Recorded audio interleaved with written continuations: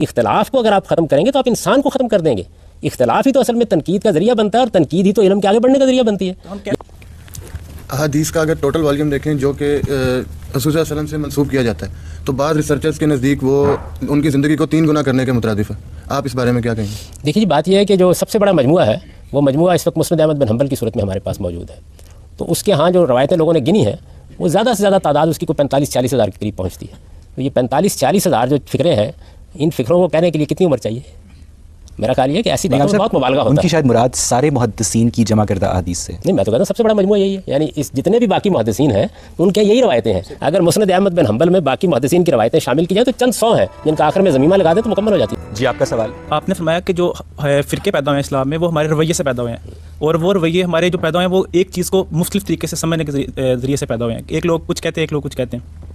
مثال کے طور پہ کچھ لوگ کہتے ہیں کہ عیسیٰ علیہ الصلوۃ والسلام جو ہیں وہ فوت ہو گئے ہیں، کچھ کہتے ہیں کہ وہ دوبارہ آسمان سے نیچے آئیں گے.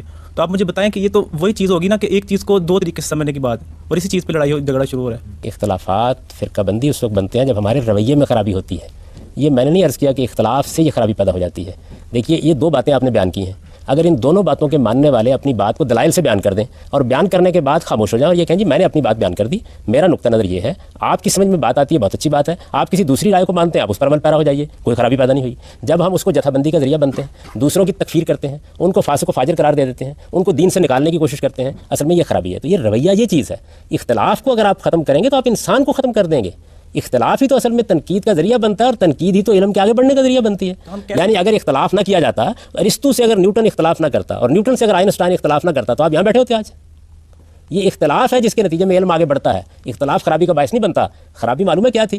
خرابی یہ تھی کہ ایک سائنسدان اور محقق نے یہ توجہ دلائی، یہ جو آپ عرصے سے مان رہے تھے نا کہ سورج زمین کے گرد گھومتا ہے، یہ بات ٹھیک نہیں ہے. یعنی پوری دنیا مان رہی تھی نا اس بات کو. اس نے یہ کہا نہیں، شواہد ایسے مل رہے ہیں جس سے معلوم ہوتا ہے کہ زمین سورج کے گرد گھومتی ہے. آپ اس کی اس بات پہ تنقید کرتے، آپ اس کے اوپر علمی مناظرہ کر لیتے، آپ اس کے اوپر کتاب لکھ ڈالتے. آپ نے کیا کیا؟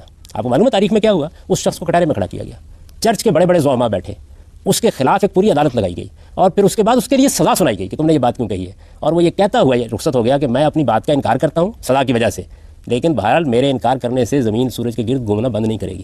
وہ تو ایک دنیاوی یہ رویہ تھا، یہ چرچ کا وہ رویہ تھا جس نے وہ بدترین نتیجہ پیدا کیا.